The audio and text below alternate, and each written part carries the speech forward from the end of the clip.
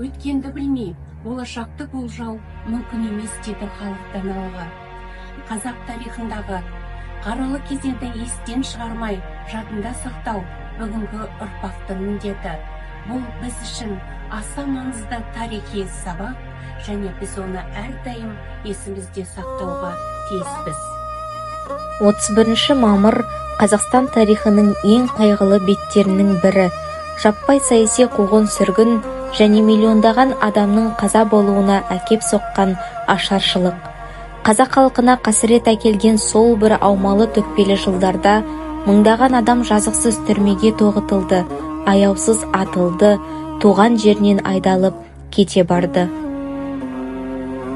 Қазақ халқының басынан өткен ең бір зұлмат зобалаң кезең 1932-1933 жылдардағы ашаршылық пен 1937-1938 жылдардағы саяси қуғын-сүргін кезі.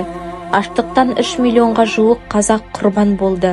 130 мыңнан астам адам қуғын-сүргінге ұшырап, 25 мыңнан астамы еш жазықсыз атылып кетті.